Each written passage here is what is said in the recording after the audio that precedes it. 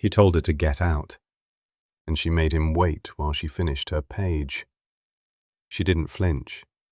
She didn't even look up.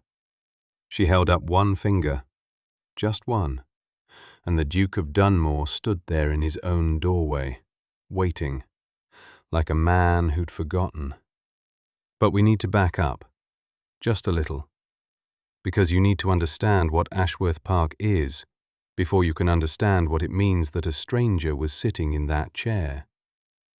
Ashworth Park sits 11 miles northeast of Cheltenham, set back from the road behind a quarter-mile of lime trees that have stood since the reign of the second George. The house itself is limestone, pale gold in morning light, bone white under cloud. 63 rooms, if you count the servants' quarters, which Henry Ashworth, the 6th Duke of Dunmore, does not. The east wing holds the family apartments. The west wing holds ghosts and furniture draped in Holland cloth. And between them, on the ground floor, tucked behind the morning room and accessible only through a narrow corridor lined with maps of the county from 1740, sits the library. Not the public library. Every great house has one of those, floor-to-ceiling shelves arranged for impression, the spines facing outward like soldiers, a globe nobody turns. No, this is the private library, Henry's library. The room where the fire burns too hot because the chimney draws like a furnace, where the curtains are never fully opened because the afternoon sun would fade the leather bindings, where the chair, one chair, angled precisely toward the light from the single west-facing window, has held the shape of his body for 15 years. No guest enters this room. No servant lingers. Even his mother, the Dowager Duchess, who rules every other square foot of this house from her sitting room like a general commands a field, does not cross that threshold uninvited. This is where Henry Ashworth goes to be no one, to set down the title, the estate, the weight of 400 years of somebody else's decisions pressing down on his shoulders like wet wool. The gold signet ring on his left hand, he turns it when he's thinking, a habit so old he no longer notices. That ring means something in every other room. In the library, it is just metal. So understand this. Understand what it costs a man to ride 6 hours from London in October rain, mud spattered to the knee, his polished black boots ruined, his charcoal tailcoat damp at the shoulders, wanting nothing, except that chair and that fire and silence. He arrived at 4:30. The gravel drive crunched under the carriage wheels. That particular sound, loose stone shifting under iron, that meant home. The front hall was dim, candles not yet lit for evening. Mrs. Talbot, the housekeeper, met him at the door with the particular expression she wears when something has changed, and she would rather not be the one to explain it. She told him his mother was well. She told him dinner would be at 8, and then, almost as an afterthought, delivered with the careful flatness of a woman who has served this family for 30 years and knows exactly which words will land like a slap, she told him her Grace had taken a new companion. Henry said nothing to this. He handed his gloves to a footman. He walked the corridor. He turned the brass handle of the library door, and she was there. A woman he had never seen. Small, perhaps 5 feet and 3 inches, seated in his chair with the absolute ease of someone who has no idea that chair belongs to anyone. Her hair was honey brown, slightly wavy, pinned loosely at the nape with strands escaping near her temples as though the pins were an afterthought she'd already forgotten. A plain dove-grey muslin dress, long-sleeved, practical. Worn brown leather boots, scuffed at the toes, crossed at the ankle on his footstool. And in her hands, his copy of Herodotus, the 1806 translation, the one with his father's notes in the margins. A thin green silk ribbon lay across her lap, waiting to mark whatever page she pleased. The fire crackled. She did not look up. Henry Ashworth, Duke of Dunmore, stood 6'2" in his own doorway, broad-shouldered, rain-damp, road-worn, and rigid with the particular fury of a man who has been denied the one small thing he wanted. And he spoke. "You are in my chair, in my library. You will leave. Now." Cold, clipped, the voice of a man who has never once had to repeat himself. And Eleanor Ashford, grey-green eyes still fixed on the page, one finger raised, held him there. One finger, index finger, lifted perhaps 2 inches from the page. The universal gesture of wait, directed at a duke, in his own house, by a woman in scuffed boots who did not even do him the courtesy of looking up to see who was speaking. The fire popped. A log shifted. 3 seconds passed. 5. 8. She finished her paragraph. He could see her eyes tracking the final line, unhurried, absorbing each word at precisely the pace she chose. The freckles scattered across the bridge of her nose caught the firelight. The faint birthmark on the left side of her neck, just below her ear, the size of a sixpence, sat perfectly still. Because she was perfectly still. Not frozen, not frightened, simply not finished. Then she closed the book, carefully, the way you close something that matters, pressing the covers together with both hands, squaring the spine against her palm. She took the green silk ribbon from her lap and slid it between the pages to mark her place, set the volume on the arm of the chair with a precision that suggested she intended to return for it. She stood, smoothed her skirt once, a gesture born of habit rather than vanity, and she walked toward the door, toward him, without apology, without hurry, without a single word. She did not look at him as she passed, not a glance, not a flicker of acknowledgement that the man filling the doorway was anyone worth adjusting her pace for. Eleanor Ashford walked past the Duke of Dunmore as though he were furniture, and as she passed, close enough that he stepped back 1/2 an inch involuntarily, he caught the faintest scent of lavender and old paper, the smell of someone who spends her hours among books rather than people. And then she was gone, her footsteps quiet on the corridor's worn carpet, growing softer, then silent. Henry stood alone in his own library. The fire still crackled. His chair was warm from someone else's body. The Herodotus sat on the arm, her green ribbon threaded between its pages like a flag planted in conquered territory. Her absence was somehow louder than her presence had been. He stands in the doorway of his own library for a full 10 seconds after she is gone. The scent fades. The room settles. And then Henry Ashworth, 6th Duke of Dunmore, does something he has not done in years. He moves quickly through his own house with purpose that has nothing to do with estate business. His mother's sitting room is on the 2nd floor, east wing, where the morning light pools across the carpet in a way she has preferred since his father's time. The door is open. Margaret Ashworth sits in her usual chair, the wingback in plum velvet, positioned so she can see both the garden and anyone who enters. Her silver-grey hair pulled into that precise, low chignon, not a strand loose.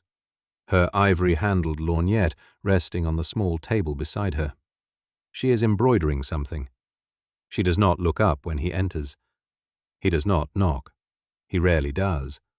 But today there is something in his bearing.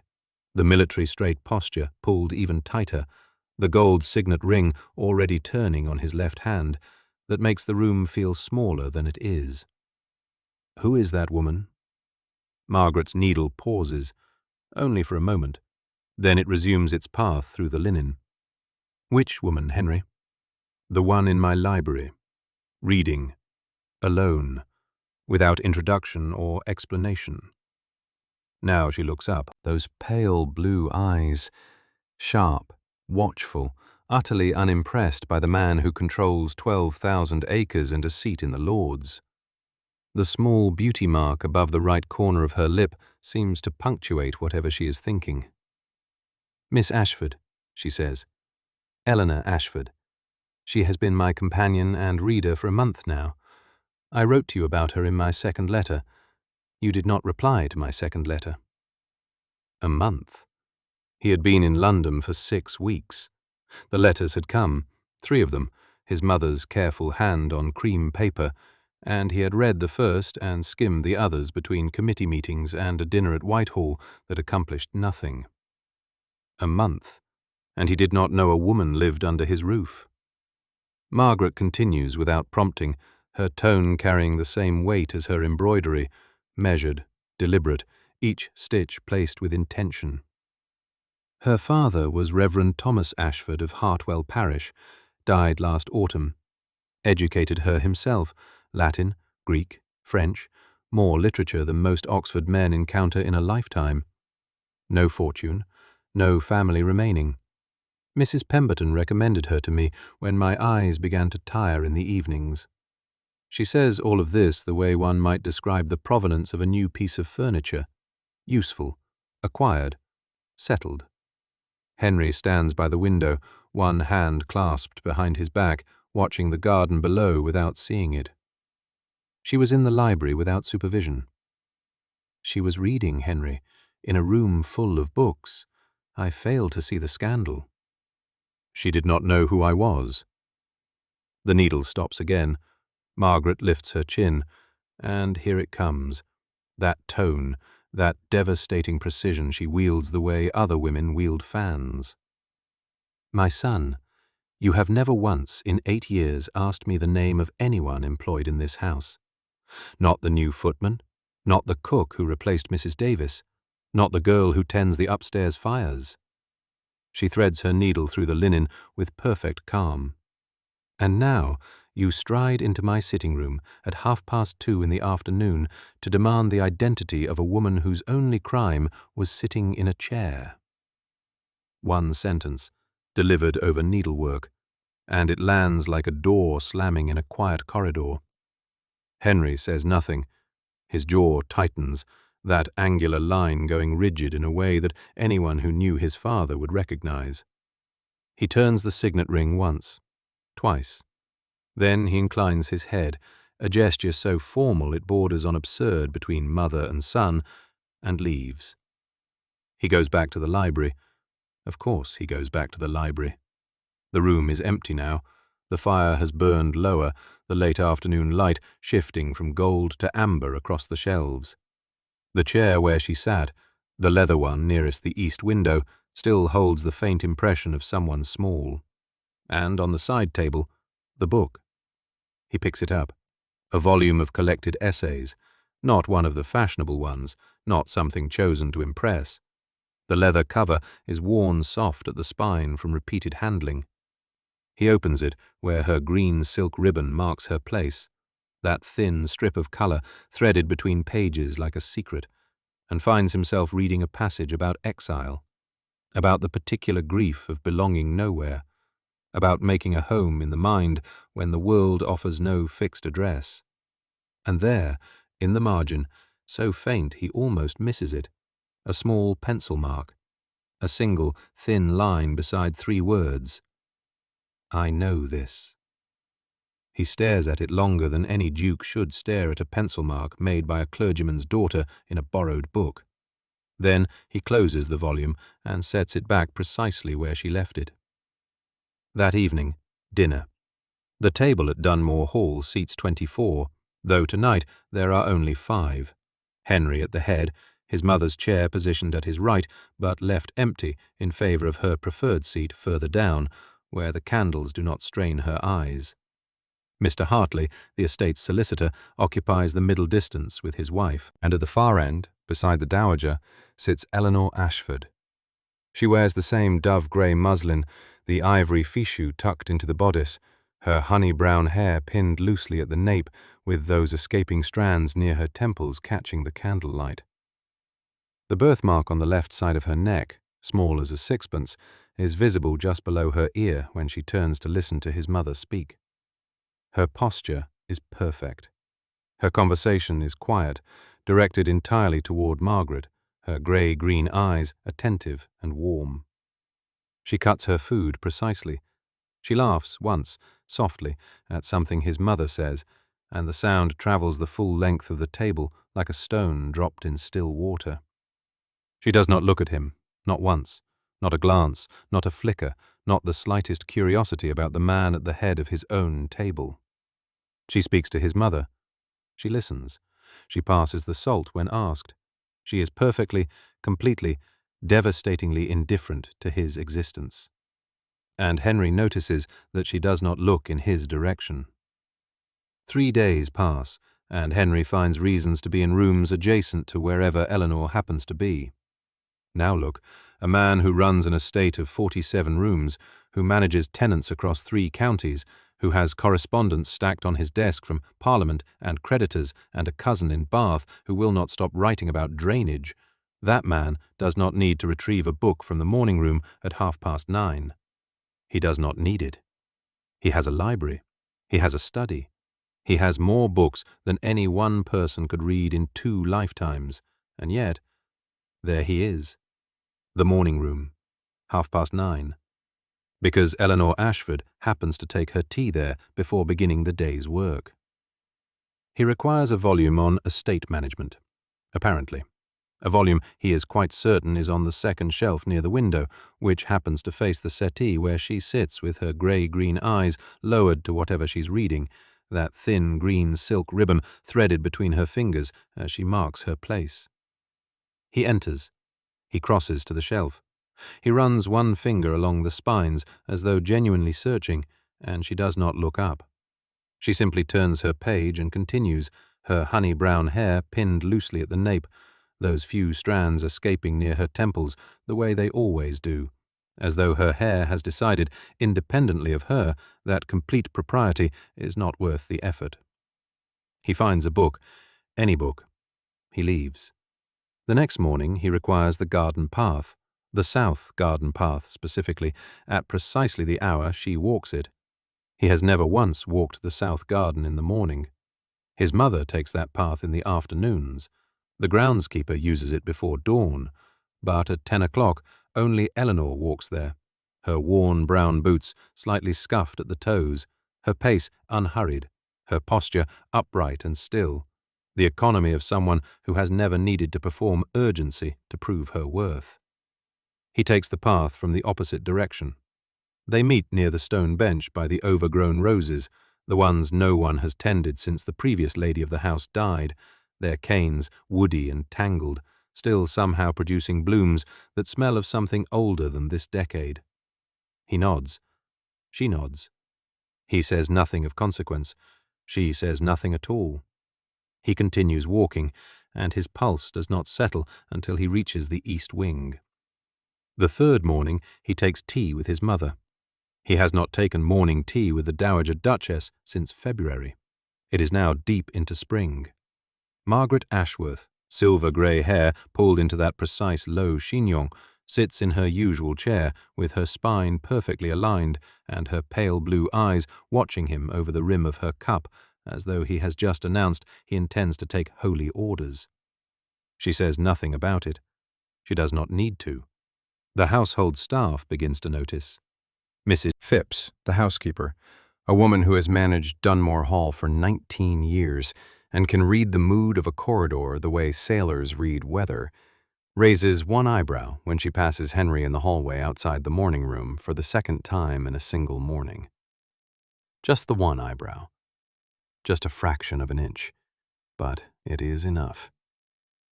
Thomas, the second footman, suppresses something at the corner of his mouth when His Grace asks, with studied casualness, whether Miss Ashford has come down yet. The suppression is not quite successful. Henry pretends not to see it. The entire house knows. Every maid who lays a fire, every footman who carries a tray, every groom who saddles a horse, they all know. And not one of them says a word, because this is the first time in 4 years that the Duke of Dunmore has done anything that resembles wanting something for himself rather than the estate. On the 4th morning, Eleanor reads aloud to the Dowager in the morning room. This is Margaret's arrangement. She has claimed her eyes tire in the mornings, a fiction so transparent it would be insulting if it were not also slightly true, and Eleanor has agreed to read to her for an hour after breakfast. The morning room faces east, and the light comes in warm and gold at that hour, catching the dust motes above the settee, warming the faded blue silk of the curtains. Eleanor's voice carries through the half-open door. Henry is in the corridor. He has a letter in his hand, a letter he could read anywhere, in any room, at any hour. But he has paused. His hand, the one with the simple gold signet ring he turns when thinking, is still. His shoulders, usually military straight, have settled by a fraction. He is listening. The quality of her reading is this: she does not perform. She does not dramatize.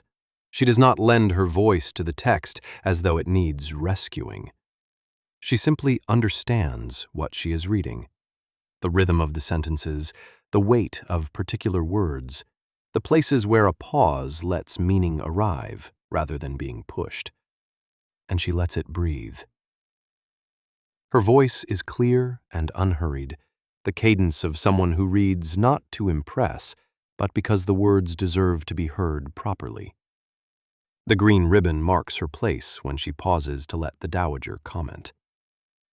It stops him in the corridor, completely. The letter in his hand might as well be blank. If you have ever stopped mid-step because a sound reached you that you did not expect to need, this is that moment. He does not enter. He does not knock. He stands with one hand raised, not quite reaching for the door handle, not quite pulling back, and he listens to Eleanor Ashford read about nothing more dramatic than a country parson's observations on spring planting, and it undoes something in him that 4 years of control had kept precisely in place. Inside the morning room, Margaret lifts her ivory-handled lorgnette. 1 inch. She does not look through it. She does not need to.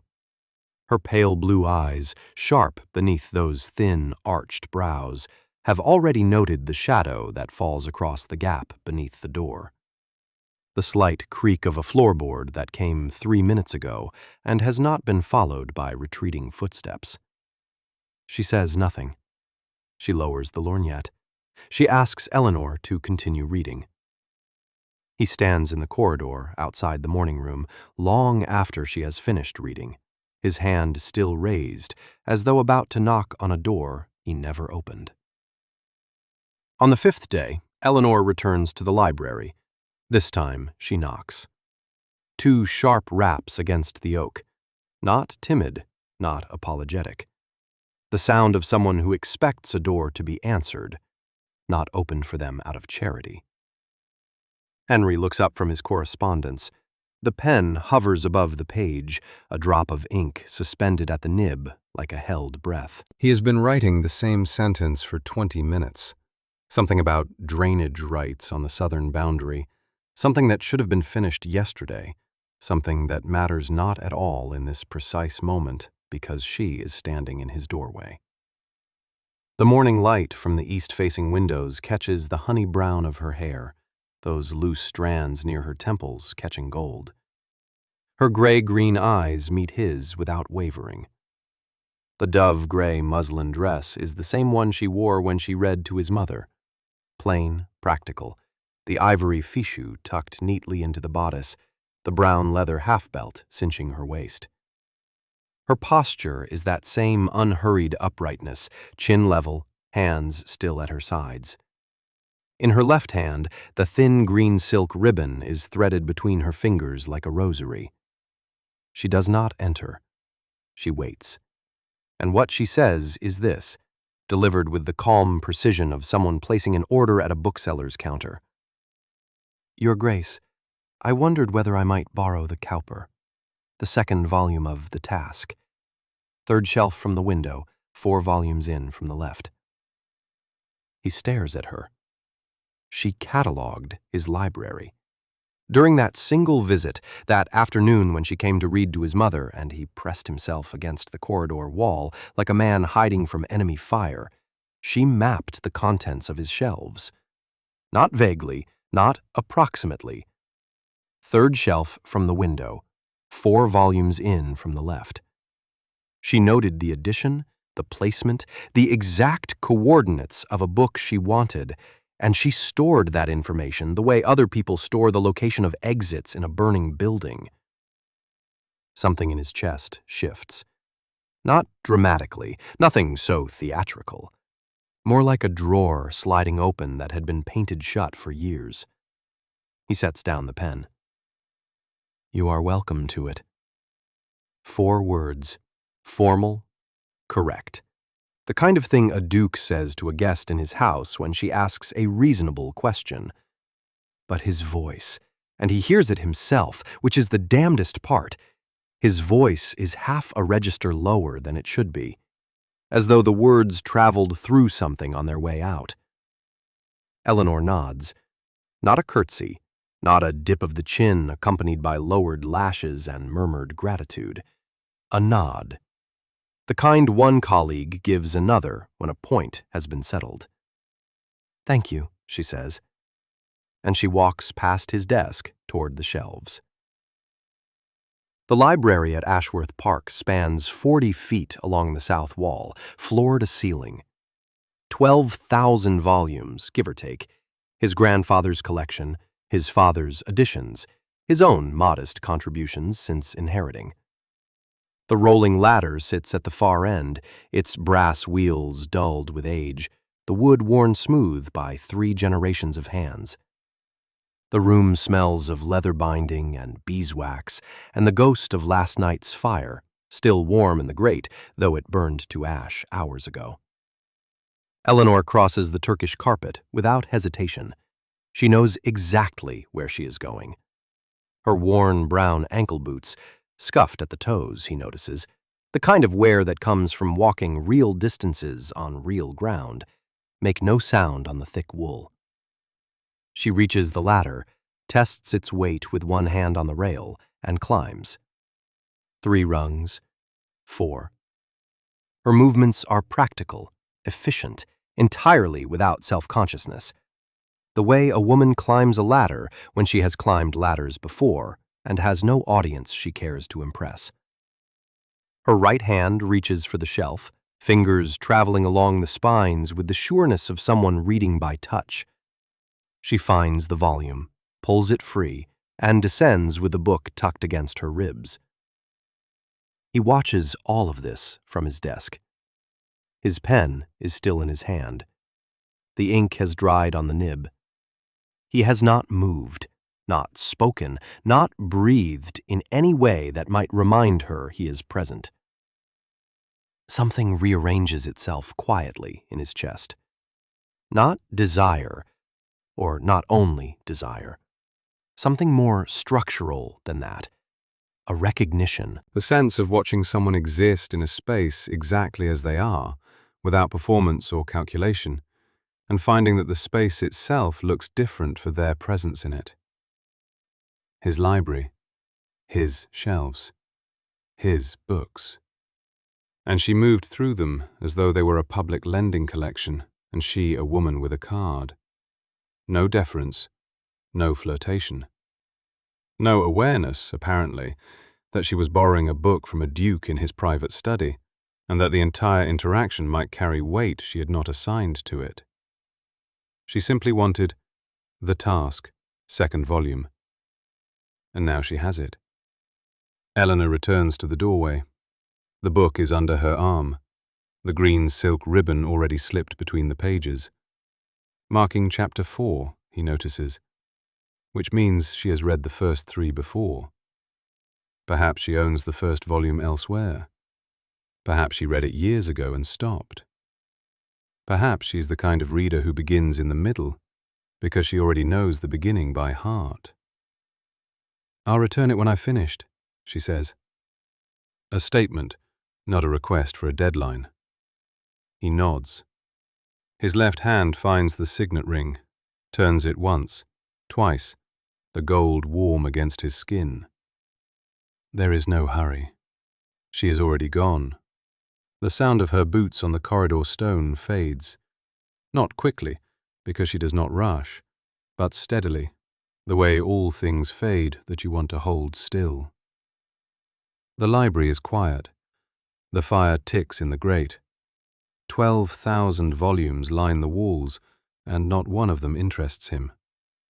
The pen sits in his hand, the correspondence beneath it still unfinished, the drainage rights still unsettled. And Henry Ashworth, Duke of Dunmore, realizes with the slow dawning clarity of a man who has walked into a wall he did not see. He did not ask her to return the book by any particular date. He has given her a reason to come back. She leaves with the book under her arm and the green ribbon marking Chapter 4, and he sits back down at his desk and accomplishes nothing for the rest of the afternoon. Mr. James Everett arrives at Ashworth Park on the second Saturday. A neighbour, a gentleman of good family and modest fortune, and the man the county assumes will marry Eleanor Ashford. He comes on horseback, which is the sort of thing that matters in a place like this. Not a carriage, which would suggest formality, not on foot, which would suggest desperation. A pleasant bay mare, well kept but not showy, and he dismounts with the ease of a man who has made this ride 100 times before, and expects to make it 100 more. Sandy blonde hair, neatly parted on the left, trimmed above the ears. Warm brown eyes, open and pleasant. A shallow dimple in the left cheek only, the kind of feature that makes women trust him without quite knowing why. He checks his brass pocket watch as he hands off the reins, turns it over once in his palm like a talisman, and walks toward the house with his weight shifted slightly forward, always ready to be agreeable, always arriving as though he's been invited, even when he hasn't. And here's the thing about James Everett. He is not a villain. He is not scheming. He is not secretly cruel or privately vicious, or harboring some rotting ambition beneath that uncomplicated handsomeness. He is exactly what he appears to be. A gentleman of 30, with a square jaw and a good coat, and a genuine, unhurried affection for a woman he has courted gently for months. He knows her father's favourite authors. He remembers which sermons moved her. He brings her, today, a slim volume he found in a bookshop in the village. Poetry. Something minor, something she mentioned once in passing 3 weeks ago, and he remembered because he listens to her.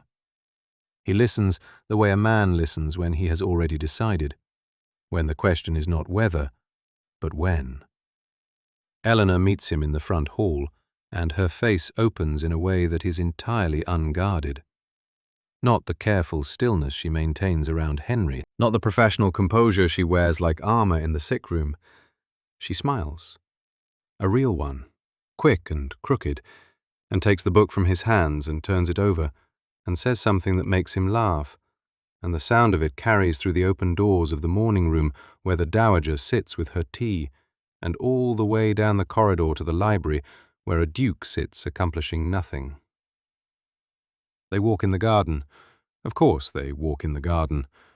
Everett offers his arm and she takes it without thinking, without the elaborate calculus of propriety that governs every interaction she has with the master of this house.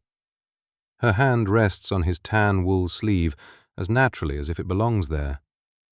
He points at something. A bird, perhaps, or one of the neglected roses along the south wall, and she tilts her head to look, and the afternoon light catches those grey-green eyes, and the thin green ribbon she's using as a bookmark trails from the volume tucked under her other arm. Henry watches from the library window. He stands the way he always stands, military straight, one hand clasped behind his back, the other at his side. The pale blue-grey eyes track their progress along the gravel path with the focus of a man reading a contract for hidden clauses. He tells himself he is merely observing. He tells himself it is natural to notice the movements of guests on one's own property. He tells himself the tightness in his chest is irritation at being disturbed, nothing more. because to name it anything else would require an admission he has not made, not to anyone, certainly not to himself. The gold signet ring turns on his left hand, once, twice, 3 times. Everett makes her laugh again. He can see it from here, the way her shoulders move, the way she ducks her chin. And the sound doesn't carry through the glass, but Henry hears it anyway, the ghost of it, the shape of it. He has never made her laugh. He has made her cautious. He has made her formal. He has stood in doorways and watched her read and said nothing, offered nothing, given her no reason to believe he is anything other than the employer whose mother she tends. Everett is her equal. That is the mathematics of it, plain and brutal. A clergyman's daughter and a gentleman of modest fortune. The match is sensible, appropriate, even kind. No one would whisper. No one would raise an eyebrow. No drawing-room in the county would close its doors. She would be comfortable. She would be safe. She would be Mrs. James Everett of Hartwell Lodge, 3 miles down the road, and she would tend her own garden and read her own books and never once have to navigate the impossible distance between a companion's quarters and a duke's private rooms. And what is the alternative? A duke marries a woman who arrived with 1 trunk and a letter of reference. A duke marries a woman the household pays quarterly. The scandal of it would reach London before the banns were read. Every drawing-room, every dinner, every ball, they would look at her and see the woman who managed to catch what she should never have reached for. It would not matter that she never reached. It would not matter that she never wanted it. Society does not care about the truth of a woman's intentions. It cares about the appearance. Margaret Ashworth, Dowager Duchess, lifts her ivory-handled lorgnette from its resting place on the arm of her chair during afternoon tea. She does not look through it. She never quite looks through it. She simply holds it, angled toward the window where her son stands with his back to the room, watching the garden path where 2 figures have just disappeared around the hedge. The old woman's pale blue eyes are sharp and watchful beneath thin, arched brows. The jet buttons on her plum silk dress catch the firelight. The cream lace at her collar does not move because she does not move. She sits with perfect alignment, 1 hand on the chair arm, the other holding the lorgnette like a verdict. "He brought her a book," Margaret says. Her voice is dry as paper. "How generous. Your father brought me a horse." She sets the lorgnette down. "But then, your father knew what he wanted before the rest of the county decided for him." The room absorbs the sentence like stone absorbs cold. Henry says nothing. His jaw tightens. The 3 faint freckles on his right temple catch the last of the afternoon light, and he does not turn from the window. Henry watches from the library window as Everett walks Eleanor back toward the house, her hand resting lightly on his offered arm, and he turns the signet ring on his finger until the skin beneath it burns. The following Tuesday it rains, and Eleanor is in the library again, this time with permission, this time with the door open, this time reading aloud to no one but herself in a voice barely above a whisper. The green silk ribbon marks her place in a volume of Cooper she found on the 3rd shelf from the window, tucked between a treatise on crop rotation and a collection of sermons no one has opened since the binding was cut. Her grey-green eyes move across the page with the quiet hunger of someone who has learned to read quickly because time with books was never guaranteed. The rain hits the tall windows in sheets, and the fire in the grate has burned low. She hasn't tended it, hasn't noticed, because the poem is doing what a good poem does, which is making the room disappear. She does not hear him enter. Henry stands in the doorway for 11 seconds, long enough to notice the strand of honey-brown hair that has escaped its pin and fallen against her neck, long enough to see the thin birthmark below her left ear catch the grey afternoon light, long enough to understand that he has been thinking about this room for 6 days and telling himself it was about the estate ledgers on the desk. His boot finds the creak in the floorboard. She looks up. The book closes over the green ribbon with a soft sound like a held breath released. She is already rising, already smoothing her plain dove-grey skirt, already forming the polite excuse, and he speaks before he can dress the word in anything formal. Stay. One syllable. No title attached, no please appended, no reason offered. It comes out the way a hand reaches for a banister in the dark, automatic, necessary, ungoverned. Eleanor pauses.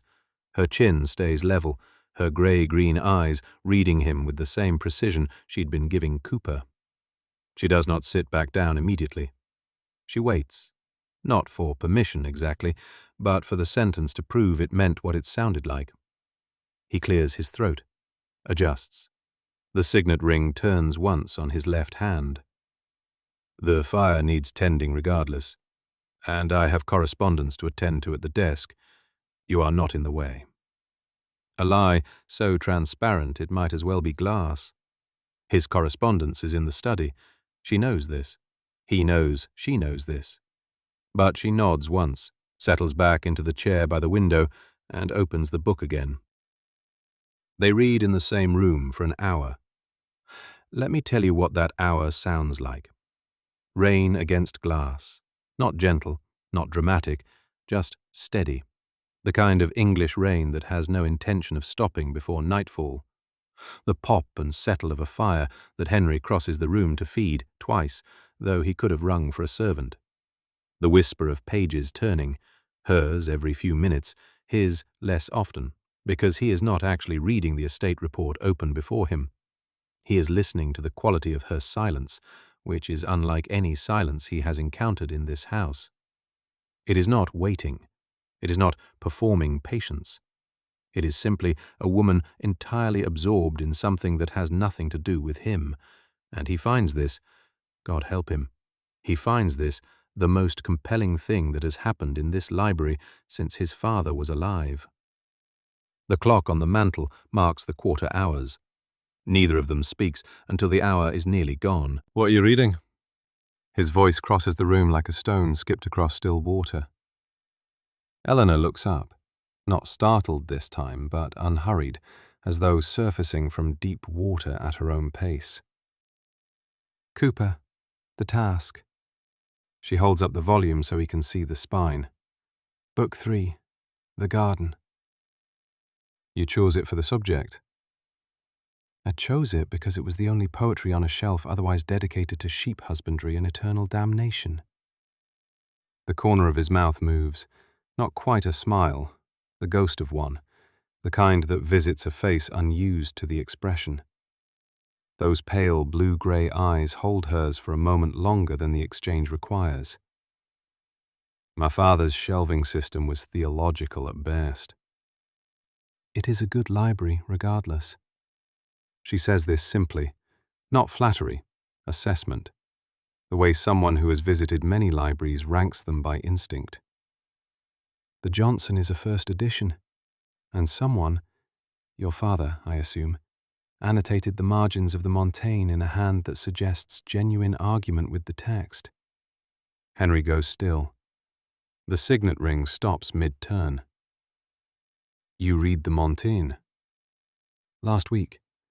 I should have asked permission first. I did not know I would be staying. You read Montaigne's essays in the original French shelf placement and noticed my father's marginalia. He says this flatly, as though confirming something he suspected and did not want confirmed, because confirmation makes everything harder. Your father disagreed with Montaigne on solitude, Eleanor says, rather passionately in places. He believed duty and connection were not optional, that choosing isolation was cowardice dressed as philosophy. The green ribbon winds between her fingers. I found myself agreeing with your father more than with Montaigne. The rain fills the silence that follows. Henry's hand rests on the estate report he has not read. His broad shoulders are set in that military straight posture, one hand behind his back even while seated, the bearing of a man who learned stillness young. But something in his jaw has loosened. Something around his deep-set eyes has shifted, the way a locked door shifts when the right key finds it. "He would have liked you," Henry says. And then, quieter, as though the words cost him something he cannot name, "This was his room. Every book in it his hand chose. When he died, I inherited a library full of conversations I was never part of. Marginalia addressed to no one. Arguments with dead philosophers that I arrived too late to join." He is not looking at her. He is looking at the shelves, the hundreds of spines his father touched, opened, loved, left behind like letters with no recipient. He died in this room, at that desk. A Tuesday like this one. Raining like this. Eleanor does not reach for him, does not offer the soft murmur of condolence that society prescribes. She simply nods, once, as though she already knew. The green ribbon stills between her fingers. The fire settles. The rain continues. And something in the room, something old and heavy and long defended, finally, quietly, gives way. He tells her about his father's death. One sentence, the plainest sentence he has ever spoken, and she does not offer comfort. She simply nods, once, as though she already knew. Everett proposes to Eleanor on a Thursday morning in the garden, beside the roses she has been tending since spring. He does it well. That is the thing no one tells you about decent men. They do the important things well, without flash, without theatre, without needing the moment to be about themselves. He stands beside the climbing rose she trained along the south wall in April, the one that finally bloomed last week in a cascade of pale pink, and he speaks plainly. His sandy blonde hair is neatly parted, his brass pocket watch tucked away for once, both hands visible, open, offered. The shallow dimple in his left cheek appears and disappears as he talks, and what he says is this. He admires her. He respects her mind, her steadiness, her way of making a room feel organized simply by entering it. He can offer her a home, not grand, but comfortable. Companionship. A life where she would be valued, consulted, treated as an equal partner in the quiet business of living. Security. Dignity.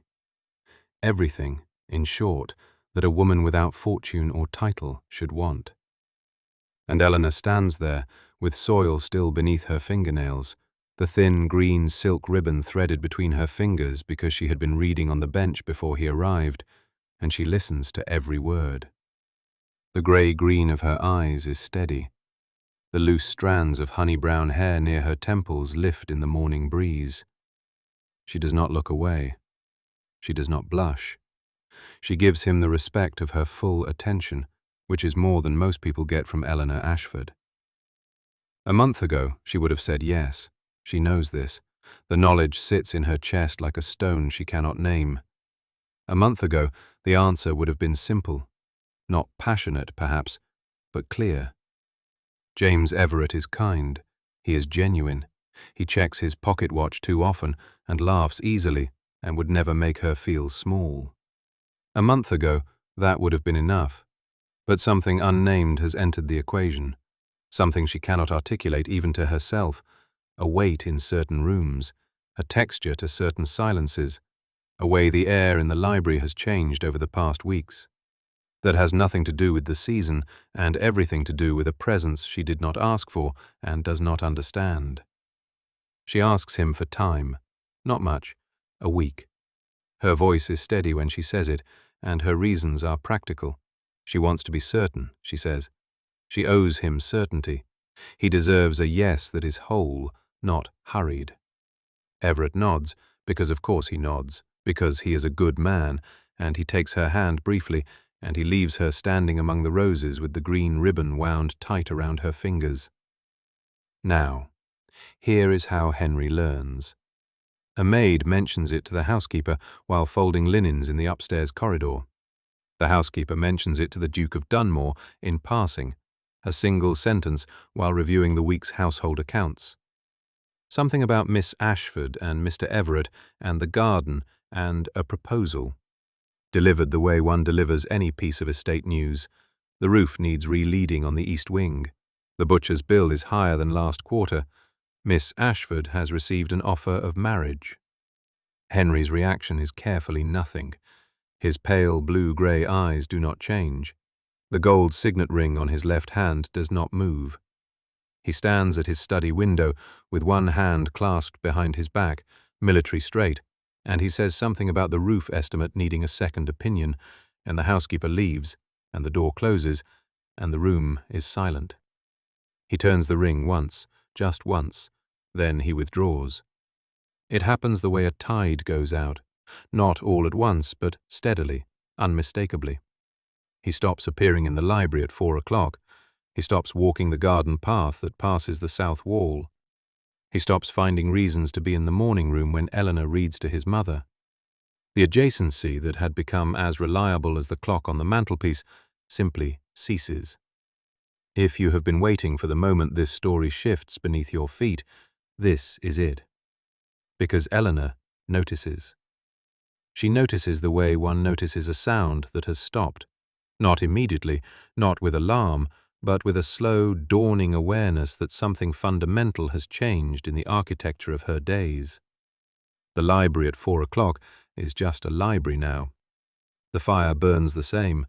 The chair beside the window is empty in the same way it was empty before he ever sat in it. But the emptiness has a different quality now. It has weight. It has temperature. The room is colder. She does not think of herself as a woman trying to catch a duke. She is not performing. She has never performed.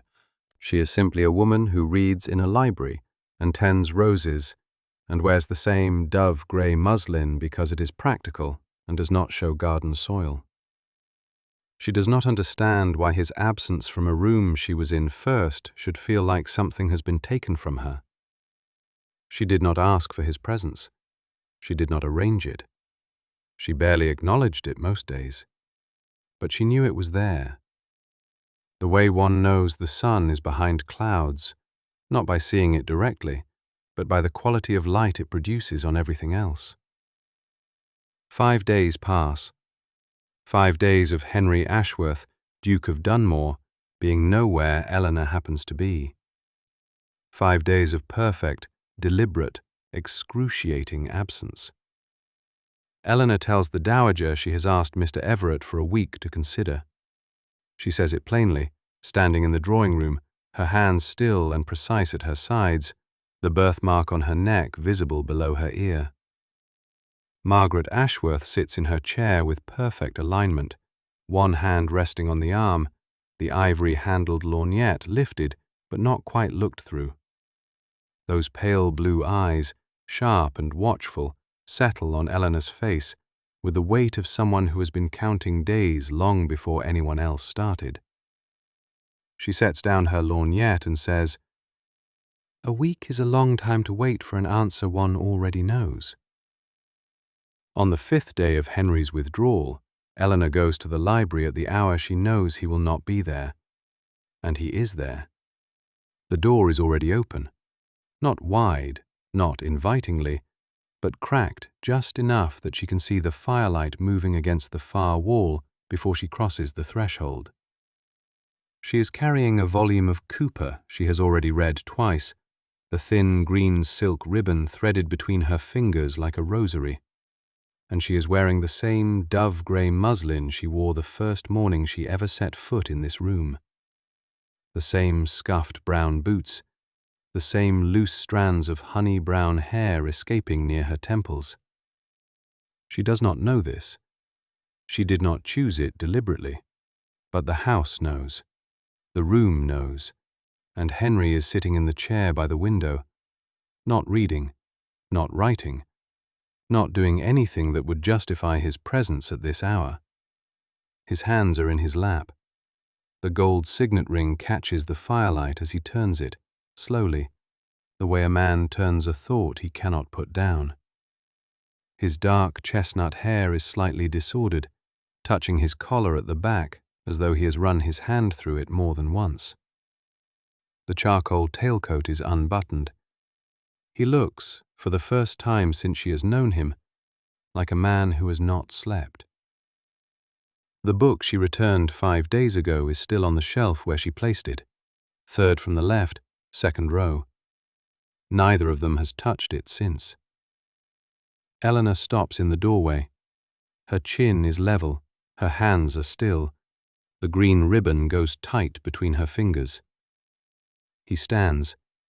Not quickly, not the way a man stands when caught, but slowly, the way a man stands when he has been waiting and did not know if the waiting would end. One hand moves behind his back, military straight, controlled, except his jaw is tight, and the 3 faint freckles at his right temple are visible because the color has left his face. They look at each other across 12 feet of Persian carpet and 5 days of silence. If you have been waiting for the moment everything changes, this is it. He does not greet her. He does not bow. He does not say good morning, or comment on the weather, or ask after his mother's health. What he says is plain and unvarnished, and it lands in the room like a stone dropped into still water. I cannot offer whatever it offers. His voice is low, stripped, no formal cadence, no ducal distance. Just a man standing in a library telling the truth to a woman who did not ask for it. He offers you a life that makes sense, a house in the county, a name that carries no weight heavier than itself, neighbors who will not count your dresses or wonder why a duke's wife does not employ a lady's maid she grew up without. He pauses. The ring turns. What I would offer costs us both everything. Your privacy, your peace. Every room you walk into for the rest of your life would measure you against what they expected me to choose. Eleanor does not move. The birthmark on the left side of her neck, just below her ear, the size of a 6pence, is visible because her head is turned slightly, listening with her whole body the way she listens when she reads aloud, absorbing every word before she lets herself respond. Henry takes 1 step forward, only one. His hand comes from behind his back, and it is not steady. I have no right to ask you to refuse a good man for an impossible one. The pale blue-gray eyes hold hers, and there is nothing guarded in them now, nothing controlled. And I am asking anyway. The fire shifts, a log settles. The sound is enormous in the silence. Then he says her name. Not Miss Ashford, not the careful, formal address he has used every single time he has spoken to her in company, at dinner, in the garden, in the corridor outside his mother's room. Just her name. 2 syllables, quiet as breathing. Eleanor. It costs him everything. She can see it, the way his shoulders drop a fraction of an inch, the way his breath comes out after the word as though he has been holding it for weeks. The composure cracks along a single clean line and does not repair itself. He has said her name aloud, and it cannot be unsaid. The room holds it. The shelves hold it. The book on the 3rd shelf, 2nd row, holds it. Her gray-green eyes are wide. Not startled, something fiercer than that. Something that has been building behind her calm for 5 days and has nowhere left to go. I did not come to this house to fall in love with a man who could not be mine. Her voice is steady, low. The plainness of it is devastating. No performance, no careful construction. Just Eleanor Ashford speaking the way she has always spoken, directly, without ornamentation, without strategy. The freckles across the bridge of her nose are stark against skin gone pale. I came to read to a dying woman and earn enough to keep my own household through winter. That was the whole of it. That was meant to be simple. Her chin lifts. Not defiance, dignity. The distinction matters. And I am angry with you for making the simple thing complicated, for disappearing for 5 days as though that would undo what is already done, for standing there now and saying my name as though that is something you are permitted to take back. She does not wait for an answer.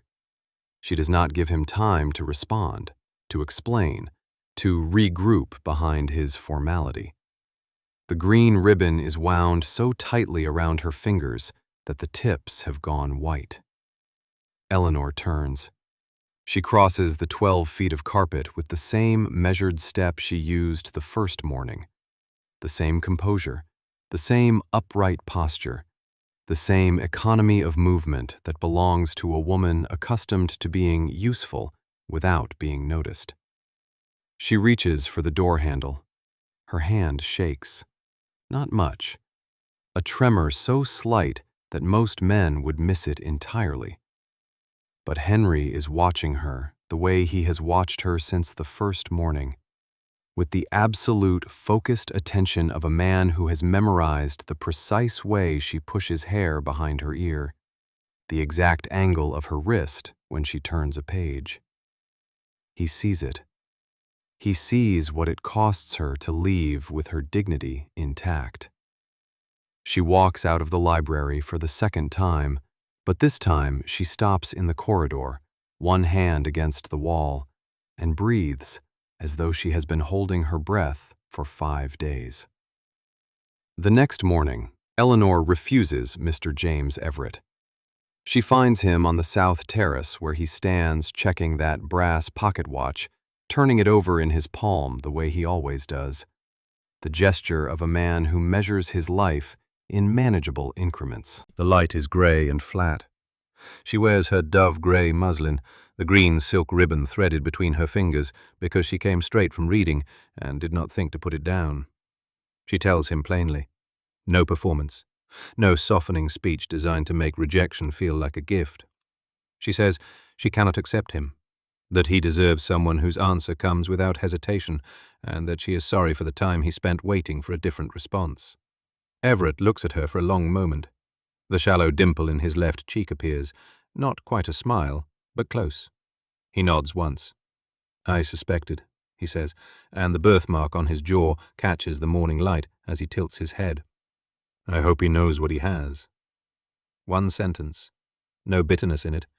Just a good man seeing clearly what everyone else in this house saw weeks ago. He wishes her well. He means it. He walks toward the stables with that easy, forward-leaning posture, and Eleanor watches him go with the relief of someone who has finally stopped trying to want the uncomplicated thing. Now, Henry.